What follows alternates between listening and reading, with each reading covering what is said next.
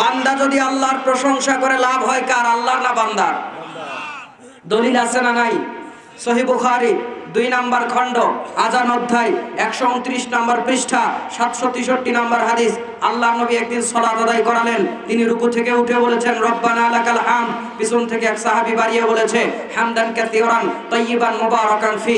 আল্লাহ নবী সালাত শেষ করলেন, প্রশ্ন করলেন এই বাড়তি কথাগুলো কে বলেছো? একজন বলছে আল্লাহ নবী আমি বলেছি। আল্লাহ নবী বলছে শোনো সাহাবী, তুমি যখন এই বাক্যগুলো লিখছিলে বলছিলে 30 জনেরও বেশি ফেরেশতা তোমার নেকি লেখার জন্য পাল্লা দিচ্ছিল। সাহাবী প্রশংসা করছিল, আল্লাহ লাভ হচ্ছিল কার? আল্লাহর না বান্দার? আল্লাহর প্রশংসা করলে আপনাকে আরো লাভ দেখাই। ইবনে মাজাহ প্রথম খণ্ড 145 নম্বর পৃষ্ঠার 280 নম্বর হাদিস, তাওহীদ প্রকাশনী কর্তৃক ছাপা ইবনে মাজাহ। আল্লাহর নবী বলছেন কোন ব্যক্তি যদি আল্লাহকে সন্তুষ্ট করার জন্য একবার বলে সুবহানাল্লাহ, একবার বলে আল্লাহু আকবার, আল্লাহ খুশি হয়ে বান্দাকে আসমান আর জমিন ভরপুর করে নেকি দিয়ে দেয়।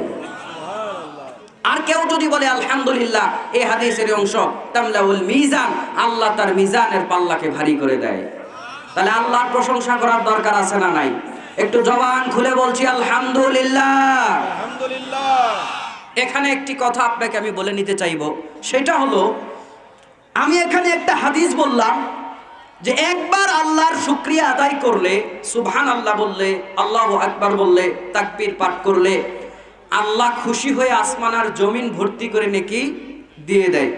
তো এখন আপনার কাছে আমার একটা প্রশ্ন, একবার সুবহানাল্লাহ, একবার আল্লাহু আকবার বললে যদি এত নেকি হয়, জান্নাতে যাইতে আর কয় নেকি লাগে? বার 4-5 সুবহানাল্লাহ আর আল্লাহু আকবার বললেই তো জান্নাত, নাকি? কথা কি আমার বোঝেন?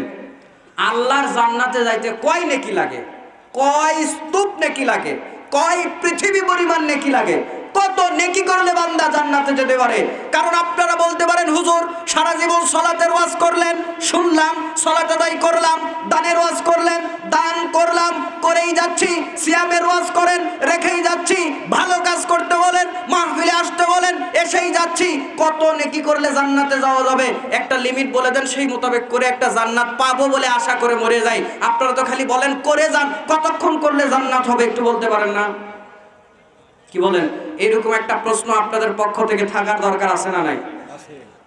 কারো কি আপনাদের জানা আছে কয় নেকিতে জান্নাতে যাওয়া যায়? শ্রোতারা মাশাআল্লাহ 2-4 জন আছে। অনেক বলে না যে অনেক বড় বড় বাঘও ছোট ছোট জঙ্গলে পাওয়া যায়, ঠিক না? আমরা যখন বক্তব্য দিতে বসি আমরা অনেক সময় বক্তারা নিজেদেরকে সব জানতা মনে করি। আমরা যে সবই জানি, শ্রোতারা যে কিচ্ছু জানে না, এখানে প্রমাণ হয়ে গেল কথাটা সত্য নয়। শ্রোতারা অনেক কিছু জানে, সবাই জানে না। এই জন্য সবাইকে জানানোর জন্য বলছি, হ্যাঁ আল্লাহর জান্নাতে এক নেকি হলেও যাওয়া যায়। আমি এতদিন জানতাম, আমার জানা বলছি। নাসাই প্রথম খণ্ডের 151 নম্বর হাদিস, আল্লাহ নবী বলছেন যে ব্যক্তি সুন্দর করে 2 রাকাত সালাত আদায় করবে, আল্লাহকে সন্তুষ্ট করার জন্য সুন্দর করে ওযু করে 2 রাকাত সালাত আদায় করবে, ইউকবিলু আলাইহিমা, আল্লাহ তার এই সালাতকে কবুল করে নিয়েছে, বিকলবিহি ওয়া ওয়াজহিহি, বিকলবিহি ওয়া ওয়াজহিহি, অন্তর থেকে একনিষ্ঠভাবে সে আল্লাহর জন্যই 2 রাকাত সালাত আদায় করেছে আর আল্লাহ সেটা কবুল করে নিয়েছে। আল্লাহ নবী বলছেন ওই 2 রাকাত সালাত কবুল হওয়ার কারণে ওয়াজাবাত লাহুল জান্নাহ, আল্লাহ ওই ব্যক্তির উপরে জান্নাতকে ওয়াজিব করে দেয়। সুবহানাল্লাহ। আমি এটা জানতাম যে 2 রাকাত কবুল, সালাত কবুল হলেও বান্দা জান্নাতে যেতে পারে। আরো গবেষণা করে দেখছি 2 রাকাত সালাতও লাগবে না, এক নেকি হলেও বান্দা জান্নাতে যেতে পারবে। দলিল কোথায়? ইমামে বুখারীর একটি কিতাব রয়েছে আল আদাবুল মুফরাদ, আদাবুল মুফরাদের 596 তিনি একটি হাদিস নিয়ে এসেছেন। আল্লাহর নবী সাল্লাল্লাহু আলাইহি ওয়াসাল্লাম বলেছেন ওমান তুকুব্বিলাত লাহু হাসানাতুন দাখালাল জান্নাহ। যারা আরবি বোঝেন একটু খেয়াল করেন, আমার তো ইলম কালাম অত বেশি নাই, এজন্য আপনাদেরকে খেয়াল করতে বলছি। হাসানাতুন এক বচন। আল্লাহর নবী বলছেন কোন ব্যক্তির জীবনের যদি আল্লাহ একটা কল্যাণও কবুল করে, ওই একটা কল্যাণ কবুল হওয়ার কারণে বান্দা জান্নাতে চলে যাবে। জোরে কন্না সুবহানাল্লাহ। আরেকবার আওয়াজ করে বলা যাবে আলহামদুলিল্লাহ।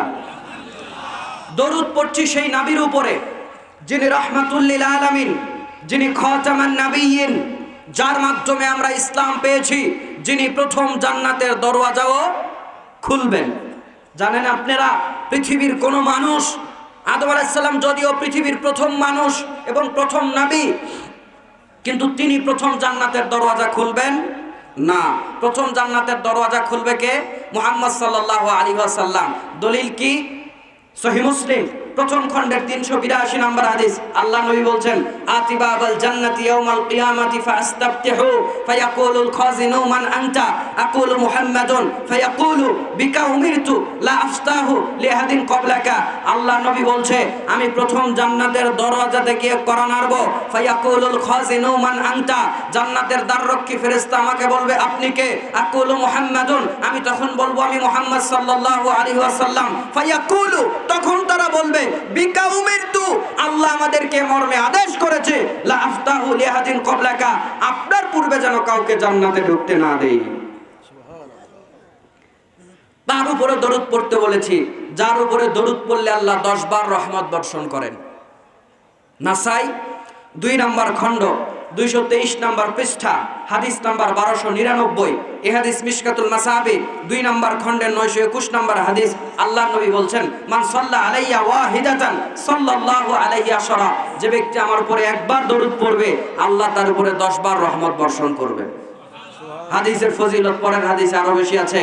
নাসাই 2 নম্বর খণ্ড 223 নম্বর পৃষ্ঠা, হাদিস নাম্বার 1300। এই হাদিস মিশকাতুল মাসাবি 2 নম্বর খণ্ডের 922 নম্বর হাদিস। আল্লাহ নবী এবার বাড়িয়ে বলছেন যে আমার উপরে একবার দরুদ পড়বে আল্লাহ তার উপরে 10 বার রহমত বর্ষণ করবেন, আল্লাহ তার 10টা গুনাহ ক্ষমা করে দিবেন, আল্লাহ তার 10টা মর্যাদাকে বাড়িয়ে দিবেন। জবান খুলে বলছি, তিনি হলেন মুহাম্মদ। সবাই বলছি সাল্লাল্লাহু আলাইহি ওয়াসাল্লাম। তাও নাকি মুখই খুলে নাই। এটা যদি ভোটের সময় হতো আর ওই ক্যান্ডিডেট যদি 1 কাপ লাল চা খাওয়ায় হাতের মধ্যে বিড়ি ধরায় দিত, আওয়াজ কি এই থাকতো? ইমানদারির সাথে বলেন, আওয়াজ কি এই থাকতো? খালি আমার ভাই, তোমার ভাই, বল্টু ভাই, এক বল্টু, বাবার ভাই, মায়ের ভাই, খালার ভাই, খালুর ভাই, আপন বেটাও ভাই ভাই বলে লাভ দেয়।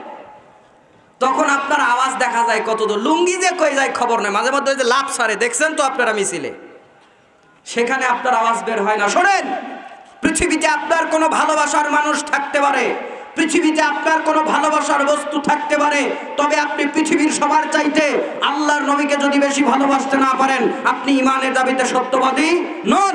আপনি যদি বুখারী আর মুসলিমের মাত্র 20টা হাদিসও পড়ে থাকেন, এই হাদিস আপনি একাধিকবার পেয়েছেন, একাধিকবার পড়েছেন। আল্লাহর নবী বলেছেন, লা ইউমিনু আহাদুকুম হাত্তা আকুনা আহাব্বা ইলাইহি মিন ওয়ালিদিহি ওয়া ওয়ালাদিহি ওয়ান নাসি আজমাইন, তোমরা ততক্ষণ পর্যন্ত পরিপূর্ণ ঈমানদার হতে পারবে না যতক্ষণ পর্যন্ত তোমাদের বাবার চাইতে, মায়ের চাইতে, পৃথিবীর সবার চাইতে আল্লাহর নবীকে বেশি ভালোবাসতে না পারবে।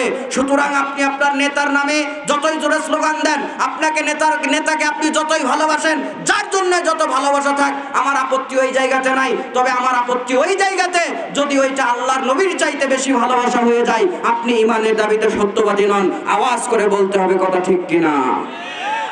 সুতরাং মোহাব্বতকে বাড়িয়ে জবানের জড়তাকে দূর করে আল্লাহর নবীর উম্মত হিসেবে পরিপূর্ণ ভালোবাসা দিয়ে একবার বলছি সাল্লাল্লাহু আলাইহি ওয়াসাল্লাম। আপনারা বলবেন হুজুর ডাইরেক্ট ওয়াজ করা কি আপনারা বোঝেন না?